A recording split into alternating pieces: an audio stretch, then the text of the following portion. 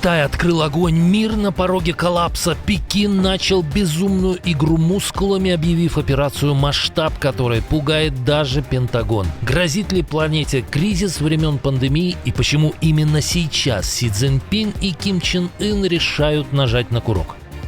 Первый звонок за 5 лет. Готовится исторический созвон Путина и Зеленского. О чем они будут говорить без посредников и кто первым бросит трубку? 95% сделки готово. Трамп раскрыл карты. После закрытых встреч объявлено о финальном плане, но есть один нюанс, который меняет все. Почему помощники Путина уже празднуют победу и кто на самом деле диктует условия мира, расскажем.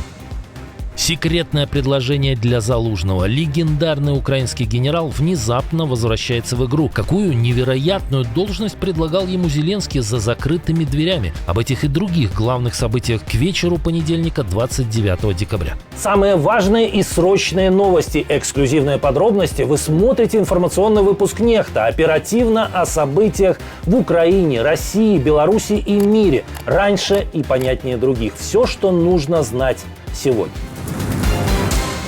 Встретились без скандала, но с плохими сигналами. Накануне президенты США и Украины говорили о мире и почти готовой сделке. Трамп заявил о 90-95% согласованности окончательного плана из 20 пунктов. При этом сразу же остудил ожидания. Никакого дедлайна нет, а результата может и не быть вовсе. А перед встречей с Зеленским он больше часа говорил с Путиным.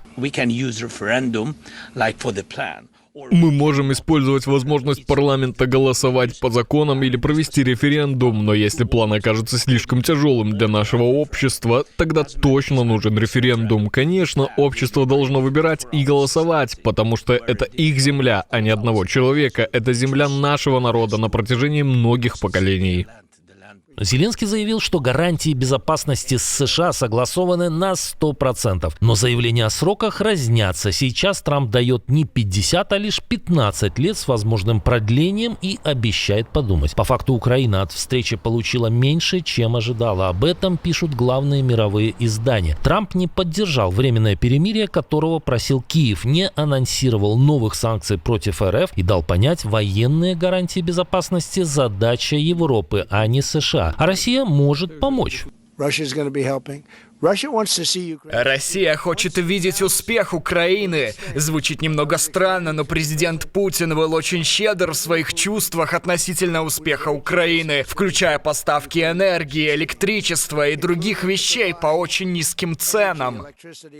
Реакция Зеленского на эти слова стала, пожалуй, наиболее показательной. А помощник Путина Дмитриев в то же время троллил Украину в Майами. Серфил под песню «Добро пожаловать в маму Россию», будто бы войны и вовсе нет.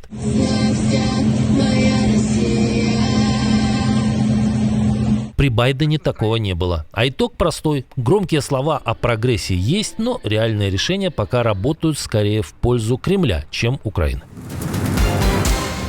Зеленский и Путин поговорят по телефону? Это возможно, считает источник Fox News. Неназванный собеседник канала называет еще не состоявшийся созвон дипломатической победой президента США.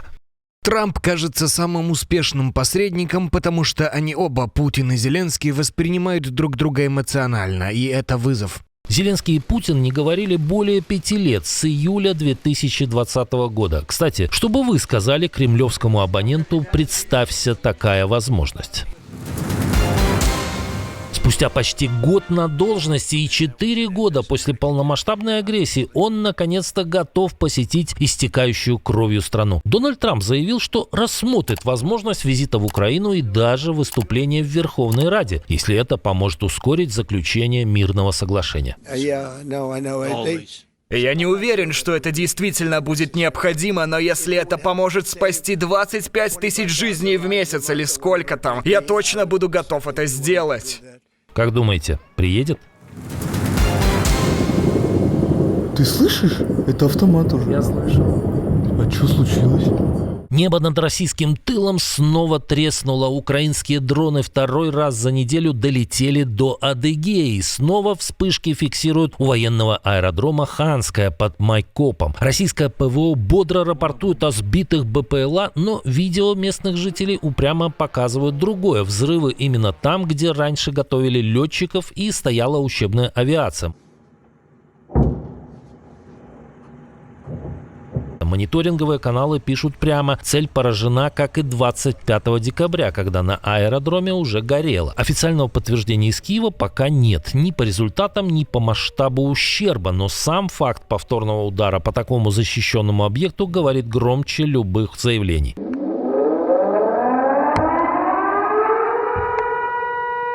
Атмосферно было и в ряде других регионов России, например, в Туле. Сбивают. Что творится? Ой, мамочки мои. Ой.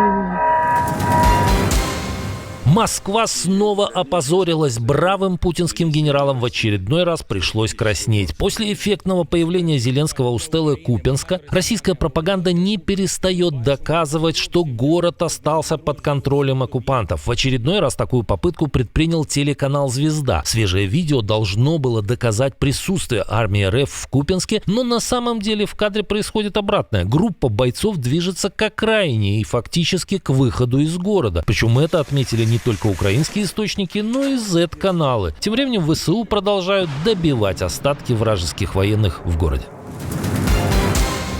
Уезжает, чтобы вернуться. Валерий Залужный, по данным радио НВ, готовится покинуть пост посла Украины в Великобритании. Отставка возможна уже в начале января. Источники утверждают, что о своем решении генерал сообщил президенту еще несколько недель назад. Залужному предлагали самые высокие должности, от премьер-министра до главы офиса президента, но он не проявил интереса. При этом, как говорят собеседники НВ, хочет вернуться в Киев. Официальных комментариев из посольства в Лондоне нет. Как думаете, пойдет Валерий Залужный в большую политику? Увидим его среди кандидатов в президенты?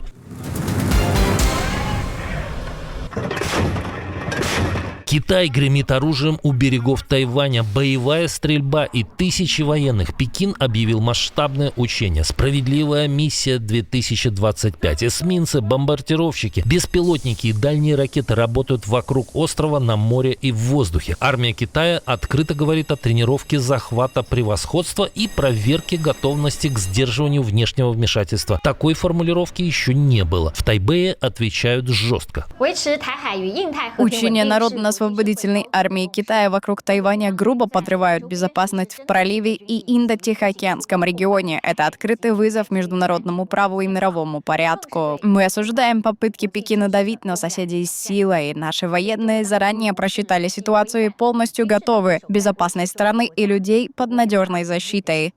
Это уже 6-е крупные учения за 3 года, и каждый раз давление все выше. Теперь маневры включают в себя поиск целей, имитацию ударов по земле и боевую стрельбу по морю. Экономические последствия блокады острова или его полной оккупации были бы огромными и затронут каждого в мире. Минимум на том же уровне, что и во время ковидных ограничений. Блокада уничтожит производство чипов ИИИ. Экономика США рухнет, но и Пекин рискует. Десант на укрепленный остров с миллионами бойцов и американским вооружением гарантирует горы трупов, а удар по плотине Три ущелья смоет промышленность КНР вместе с городами. Отсюда и вечные учения. Все больше признаков, что Китай ищет слабое место Запада и развивает свои технологии, чтобы когда-то все же рискнуть. Азию накрывает цунами угроз. На фоне китайских учений Северная Корея тоже решила поиграть мускулами. Пхеньян запустил 2 крылатые ракеты, летевшие почти 3 часа и точно попавшие в цель, напоминая всем, что у режима есть реальный инструмент давления. Эти ракеты могут нести ядерный заряд, и сбивать их сложно, поэтому каждый такой пуск повышает риск, что конфликт вокруг Кореи не будет региональным. И пока Пхеньян говорит «смотрите, работает», соседи вынуждены держать армии наготове и тратить миллиарды, потому что одна искра и вспыхнет пол Азии, а вместе с ракетами вверх полетит все – цены, нефть и нервы.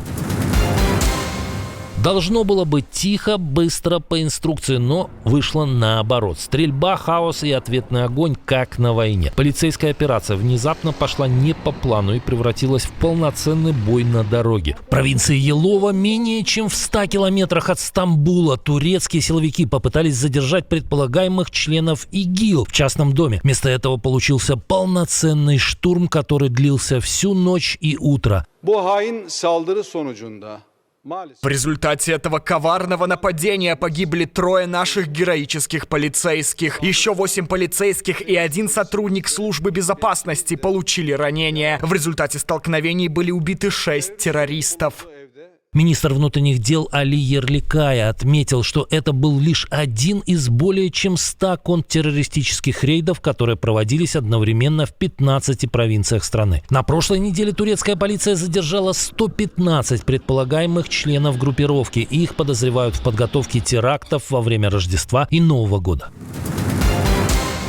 Очередное убийство в столице Казахстана. Возле ночного клуба в результате драки погиб 18-летний парень. Это уже как минимум 3-я подобная смерть в течение неполных 2 месяцев. Ранее при похожих обстоятельствах был убит еще один молодой человек 19 лет, а 30 октября даже большая шишка Ержан Бабакумаров, экс-чиновник, который занимал ряд высоких должностей в системе власти, дослужившись даже до помощника президента Токаева. Новые возможности в нашем городе.